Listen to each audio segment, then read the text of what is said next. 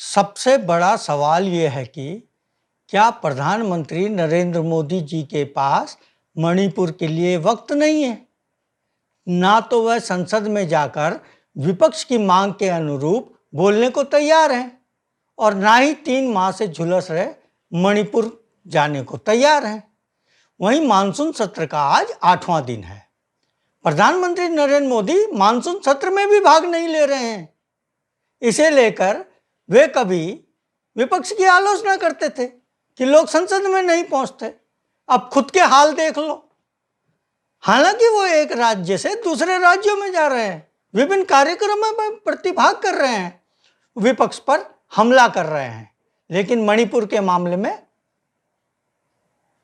चुप हैं। एक बार उन्होंने चुप्पी जरूर तोड़ी थी और 2 महिलाओं को निर्वस्त्र घुमाने की घटना की निंदा की, लेकिन उन्होंने मणिपुर की जनता से शांति की अपील नहीं की। ये चुप्पी भी संसद से बाहर तोड़ी। विपक्ष मांग कर रहा है कि नरेंद्र मोदी जी संसद में जवाब दें, देश को बताएं वहां के हालात क्या हैं, इसे सुधारने के लिए क्या कदम उठाए जा रहे हैं। इस पर नियम 267 के तहत चर्चा की जाए। चर्चा नहीं हुई तो विपक्ष सरकार के खिलाफ अविश्वास प्रस्ताव लाया ताकि प्रधानमंत्री नरेंद्र मोदी संसद में बोलने के लिए मजबूर हों। साथ ही चर्चा में विपक्ष को भी पर्याप्त समय मिले। वहीं राज्यसभा से पूरे सत्र के लिए निष्कासित आप सांसद संजय सिंह हर दिन संसद परिसर में धरना दे रहे हैं।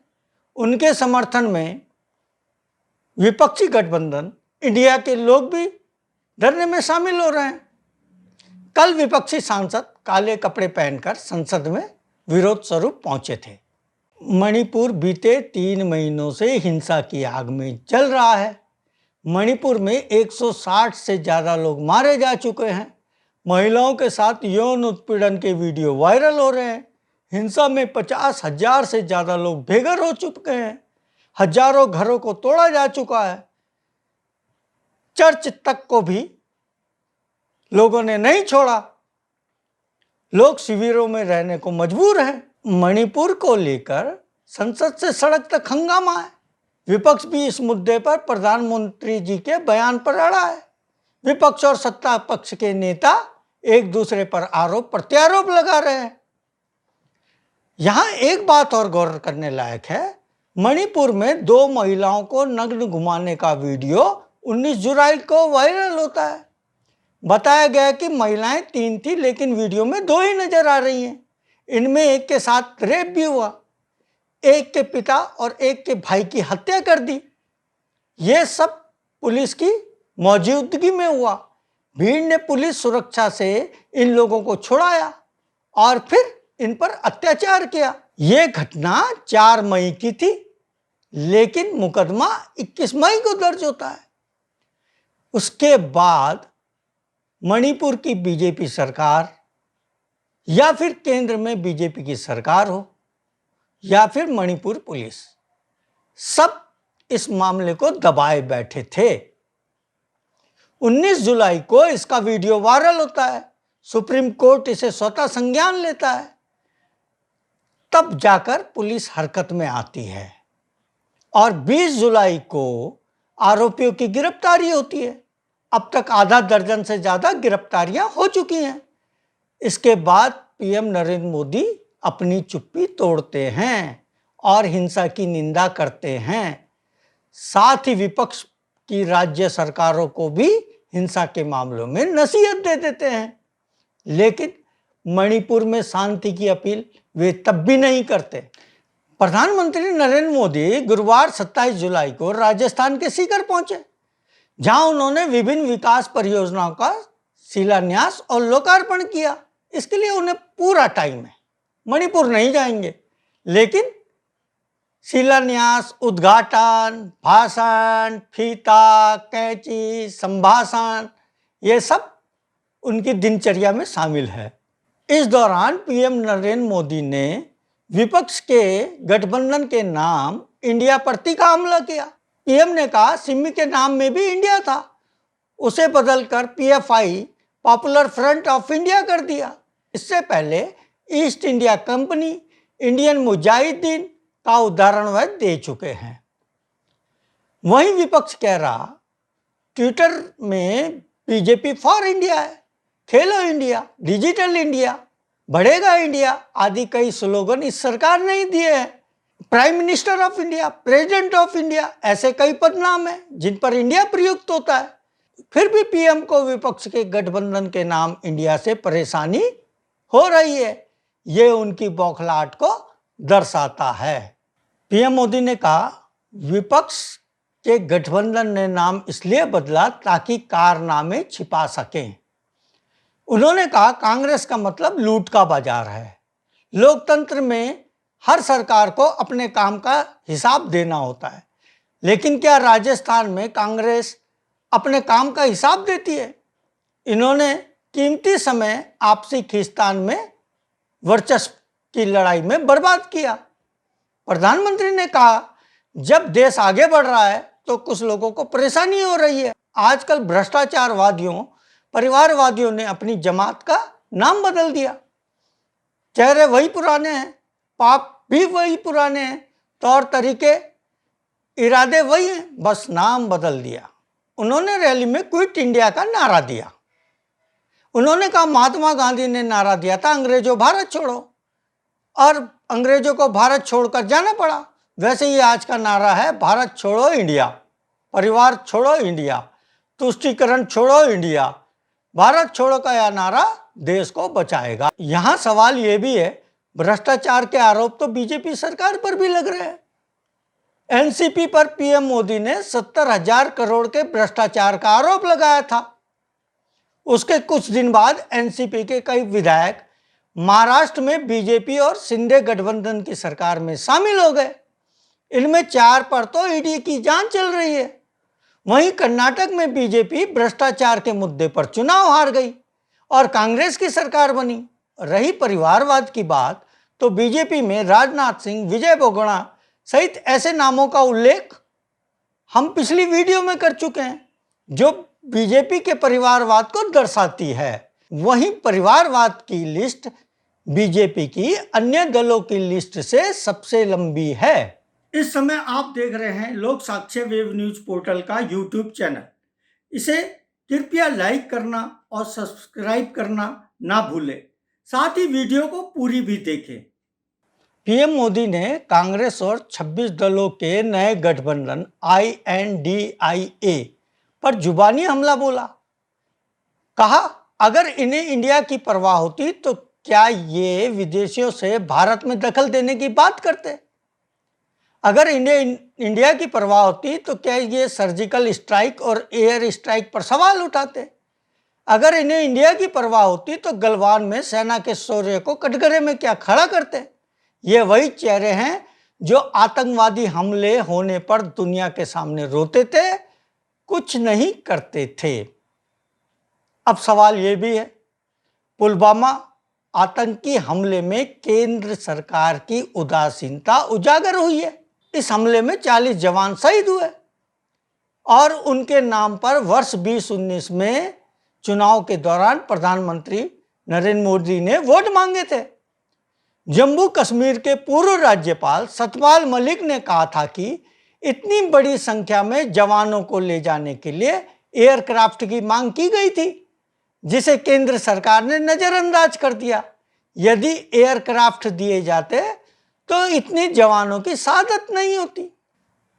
वहीं प्रधानमंत्री ने राजस्थान की सरकार पर घोटालों के आरोप लगाया राजस्थान में भर्ती घोटाले हुए हैं। भर्ती घोटाले तो उत्तराखंड में भी हुए प्रधानमंत्री जी। इसका सूत्रधार तो बीजेपी का नेता ही निकला।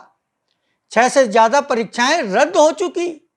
वहीं बीजेपी के कई कार्यकर्ता और नेता भी गिरफ्तार किए जा चुके। इसी तरह एमपी में पटवारी भर्ती घोटाला सामने आया। अन्य बीजेपी शासित प्रदेशों में भी भर्ती घोटाले सामने आ रहे हैं, और उन प्रदेशों में भी जहां दूसरी सरकारें हैं। सवाल यह है, पीएम नरेंद्र मोदी जी ऐसी बात क्यों करते हैं जो उन पे ही लागू होती है? हाल ही में उन्होंने बैंक घोटालों की बात कही। उन्होंने कहा पहले होता था कि एक बैंक से उद्यमी पैसा लेता था, उसका कर्ज चुकाने के लिए दूसरे बैंक से लेता था, उसका कर्ज चुकाने के लिए फिर तीसरे बैंक से लेता था। इसी तरह वो कई बैंकों से कर्ज लेता था और पैसा लेकर भाग जाता था। यदि हम सर्च करते हैं तो ऐसे मामले 2014 के बाद से ज्यादा हुए। इसका मतलब वे अपनी बात का उदाहरण पिछली सरकारों से जोड़कर देते हैं। सवाल यह है, प्रधानमंत्री जी के पास विपक्षी दलों पर हमला करने के लिए पर्याप्त समय है, लेकिन मणिपुर 3 माह से जल रहा है, वहां जाने का उनके पास समय नहीं है। ना ही उन्होंने एक बार भी वहां की जनता से शांति की अपील की। कांग्रेस के ट्विटर हैंडल से राहुल गांधी का एक वीडियो पोस्ट किया गया। इसमें कहा कि प्रधानमंत्री मोदी जी मणिपुर के लिए क्या कर रहे हैं, वे मणिपुर के बारे में कुछ क्यों नहीं बोल रहे हैं। ऐसा इसलिए क्योंकि उनका मणिपुर से लेना देना नहीं है। वे जानते हैं उनकी ही विचारधारा ने मणिपुर को जलाया है। राहुल गांधी ने वीडियो में आगे कहा कि बीजेपी आरएसएस सिर्फ सत्ता चाहती है, सत्ता के लिए ये मणिपुर जला देंगे। ऐसा पहली बार है जब राहुल गांधी संसद के सत्र में नहीं है। मोदी सरनेम वाले मानहानि केस में दोषी करार दिए जाने के बाद और सजा का ऐलान होने के बाद उनकी सांसदी चली गई है। राहुल ने कहा, आरएसएस बीजेपी और कांग्रेस के बीच विचारधारा की लड़ाई चल रही है।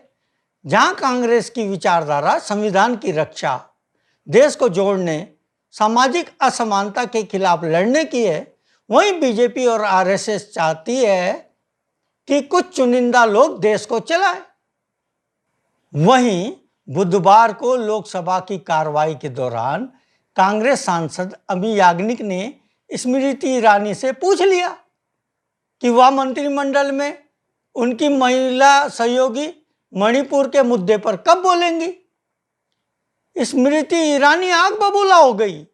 उन्होंने विपक्ष पर भी सवालों की बौछार कर दी। स्मृति ईरानी ने कहा कि आप में छत्तीसगढ़ पर चर्चा करने की हिम्मत कब होगी, बिहार में क्या हो रहा है उस पर चर्चा करने की हिम्मत कब होगी, हमें यह बताने की हिम्मत कब होगी कि कांग्रेस शासित राज्यों में महिलाओं के साथ कैसे दुष्कर्म होता है।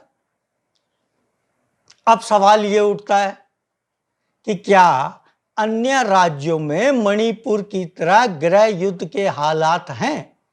क्या अन्य राज्यों में 3 माह से हिंसा हो रही है? क्या अन्य राज्यों में पुलिस की मौजूदगी में महिलाओं को नग्न घुमाया गया? क्या अन्य राज्यों में ऐसी घटनाओं पर मुकदमा दर्ज नहीं हो रहा है जब घटनाएं सामने आ रही हैं? क्या अन्य राज्यों में आरोपियों की गिरफ्तारी नहीं हो रही है? क्या अन्य राज्यों में जातीय हिंसा से बेघर हुए 50,000 लोग शिविरों में रह रहे हैं? ऐसे में मणिपुर की तुलना अन्य राज्यों से करना सिर्फ अपनी कमियों पर पर्दा डालने के एक प्रयास है, क्योंकि मणिपुर में बीजेपी की सरकार है और केंद्र में भी। इतना ही नहीं, स्मृति ईरानी ने कहा, आप में हिम्मत कब होगी? बताएं, राहुल गांधी ने मणिपुर में कैसे आग लगा दी? उन्होंने कांग्रेस सांसद को भी नसीहत दी। उन्होंने कहा अगर वह इन घटनाओं पर नहीं बोल सकती तो उन्हें कैबिनेट की महिला मंत्रियों पर संदेह नहीं करना चाहिए। अब सवाल यह भी है स्मृति ईरानी जी से, वो तो हर बात में बोलती हैं, उनके पास तो महिला और बाल विकास विभाग भी है। यदि प्रधानमंत्री नरेंद्र मोदी मणिपुर नहीं जाते और वह चुनाव प्रचार में व्यस्त हैं तो क्या वे खुद मणिपुर गई? वहां महिलाओं और बच्चों की स्थिति का क्या उन्होंने जायजा लिया?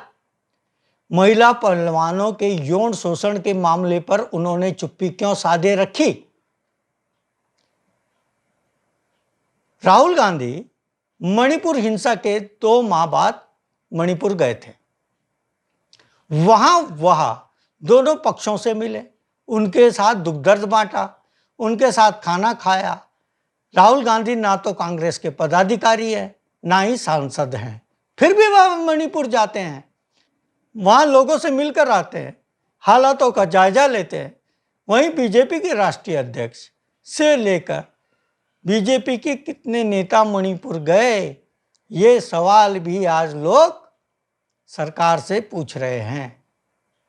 धन्यवाद। साथियों, सच का साथ देने के लिए हमारे YouTube चैनल को सब्सक्राइब कीजिए और लाइक कीजिए। नोटिफिकेशन के लिए घंटी वाला बटन दबाइए। साथ ही हमारे वेब न्यूज़ पोर्टल की खबरें पढ़िए, फेसबुक पेज और ट्विटर अकाउंट से जुड़िए और इसे शेयर भी कीजिए। इसके लिंक नीचे दिए गए हैं। धन्यवाद। मैं भानु बंगवाल।